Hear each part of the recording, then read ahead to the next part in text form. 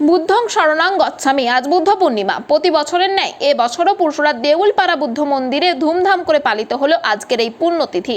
এদিন ভক্তদের ভিড়ও ছিল চোখে পড়ার মতো। পুজোর নিয়ম অনুযায়ী গতকাল অধিবাসের পর নিয়ম মেনে এই পুজো হয়। ভক্তরা জানাচ্ছেন প্রায় 30 বছরেরও পুরনো এই পুজোর পর ভক্তদের জন্য ভোগ বিতরণেরও ব্যবস্থা থাকে।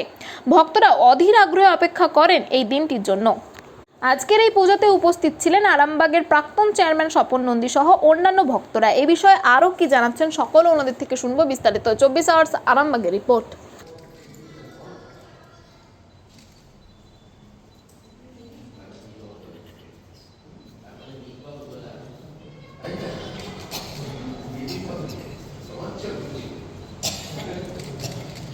সিস্টার একটু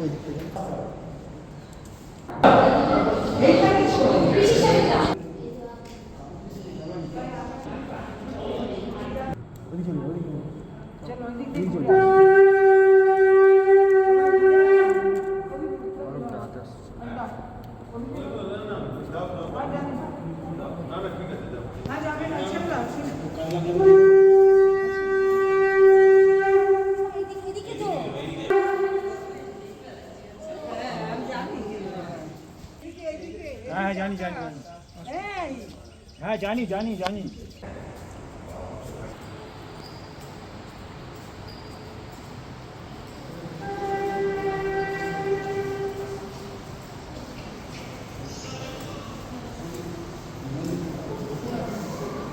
আচ্ছা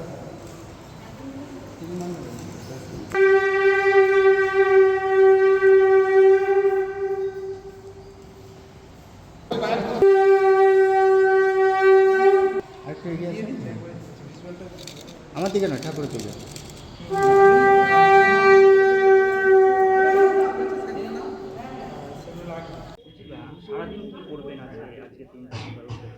আজকে সারাদিন যেরকম পুজো যেরকম রীতি রিবাজ চলে আসে সেটাকেই এনজয় করবো সবাই মিলে। হ্যাঁ, সব নিরামিষ ভোগ দেওয়া হয়। আজকে বুদ্ধ পূর্ণিমার সেহেতু ঠাকুরের কাছে সব নিরামিষ ভোগই যায়।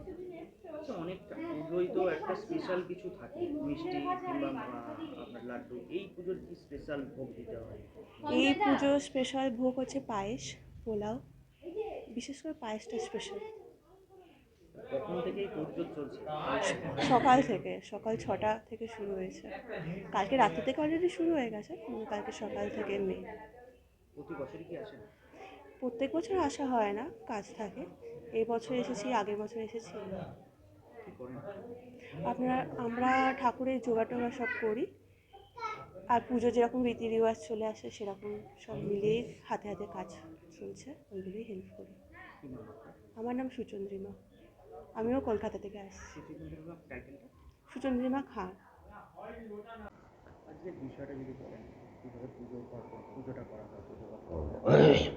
পুজোটা সৃষ্টি করে গিয়েছিলেন আমার বাবা থ্রু দালাই লামা। দালাই লামা এসেছিলেন 1985-এ, তারপর থেকে চলে আসছে। আমরা এই পুজোটাকে এইভাবে পালন করি। ক বছর? হ্যাঁ হ্যাঁ, আজই শেষ। নিত্য পুজো কি হয়? হ্যাঁ হ্যাঁ হ্যাঁ, হয়, নিত্য পুজো হয়। নিত্য পুজো আমার এক বৌদি আছেন, উনি এখানকার স্থানীয়, উনি পুজোটা করেন। প্রতাপ বাইরি। এখন মানিকতলায়, কলকাতা মানিকতলা।